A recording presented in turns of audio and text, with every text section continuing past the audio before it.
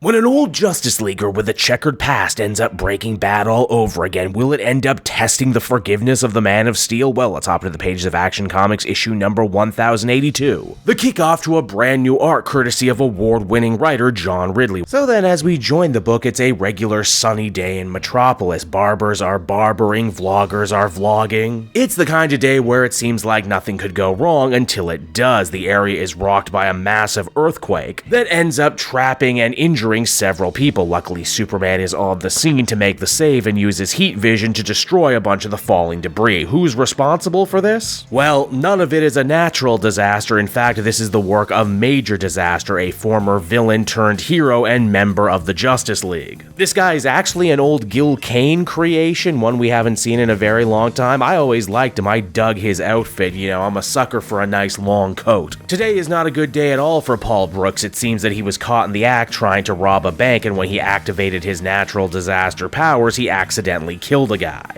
Superman takes this return to crime deeply personally because, well, Superman was the guy who vouched for Major Disaster in the first place and helped him turn his life around. In fact, this issue lovingly recreates a panel from an older Action Comics series in the 700s wherein Superman reached out a hand both literally and figuratively to Major Disaster in a time of great need. But now it seems he's thrown away all the good work he's done, and Clark just cannot wrap his mind around why. Stranger still, it's while in jail Paul Brooks asks not for Superman to plead his case, but Clark Kent and the media. He takes full responsibility for his actions, saying he's a loser and a failure, that he screwed up his second chance that Superman gave to him, and that the public should be spared a trial and that they should just throw the book at him right now. So yeah, on the surface it seems like a real open and shut case, right? A sad tale of recidivism. And yet, for whatever reason or another, Clark just refuses to let this go. Even Lois can see that this is truly tearing him up inside. But why this specifically? Why Major Disaster? I mean, this isn't the first time that Superman has helped a villain go straight, only for them to go back to their wicked ways. I mean, geez, how many times has Atomic Skull broken bad? Lois says that Clark is being too hard on himself, that his brand is old-timey good, and that sometimes that means counting more losses than victories. That Major Disaster had a lot of demons outside of just being a hero and occasional villain. He was an alcoholic. He had money troubles, and those things can make people do all sorts of crazy things, power or not. Still, Superman refuses to let this go. And the next day, he even looks up the chief of police, Kakoi, to see if he can learn anything about Major Disaster's motivation. And again, he doesn't really come up with much. Again, the chief of police has basically written Major Disaster off too as another sad case of a guy who couldn't overcome his baser nature despite getting a second kick at the can. We also learn on top of everything else Paul Brooks' money problems related to an online gambling problem. He was very much in the red. And while being a superhero and a Justice Leaguer is all well and good, it doesn't exactly pay the bills now. I mean, not everybody is Batman rich. When the cops don't give Clark what he's looking for, he decides to check out some of Major Disaster's friends, other former villains who he actually helped get on the straight and narrow. First up, there's the Mighty Bruce, a very deep cut from Justice League International in the late 80s. Like Paul, Bruce was a petty crook who spent a lot of time in and out of jail, thanks in no small part to his own chemical dependency on booze.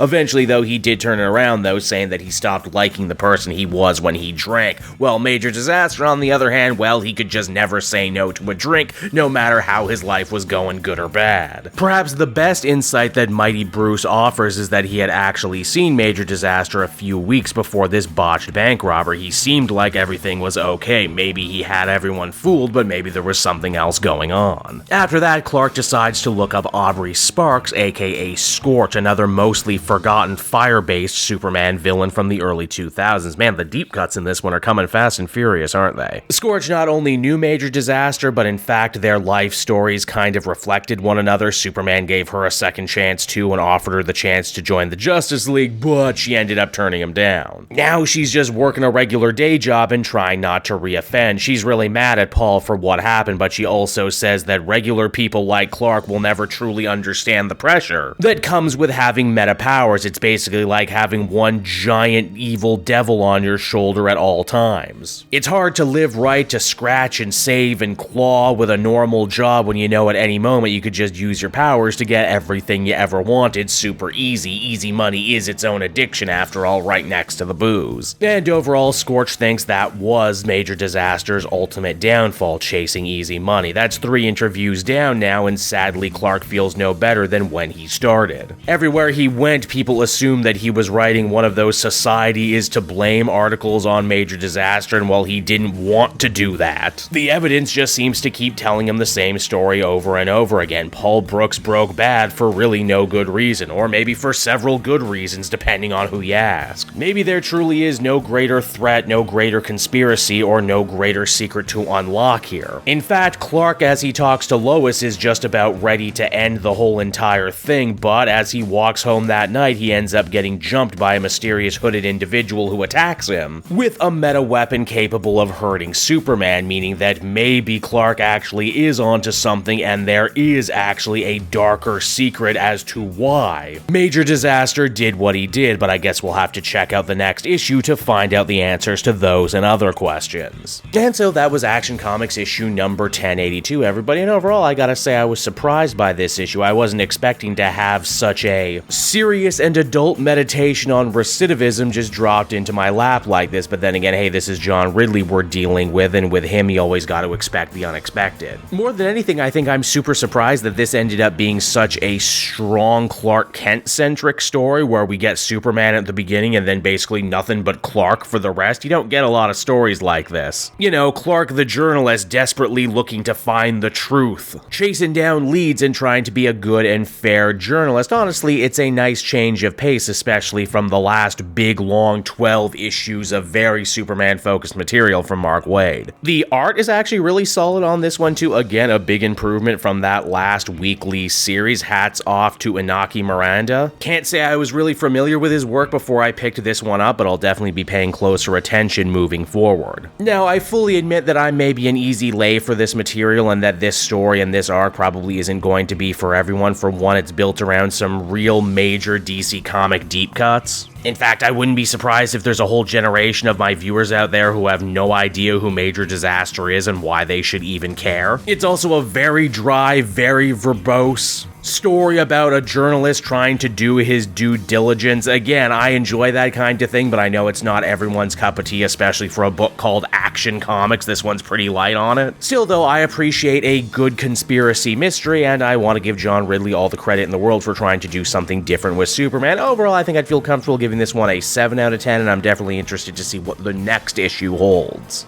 Hey there everyone, it's your old pal Cape Joel again, thanking you so much for watching to the end of the video. I hope you enjoyed it, and if you did, why not check out my Amazon link down in the description. Yes, that's right, the Cape Joel channel officially has its own Amazon storefront now. You can pick up a comic or anything else for that matter, and if you did, you'd really be helping me in the channel. So with that out of the way everyone, I will see you again next time. Bye-bye.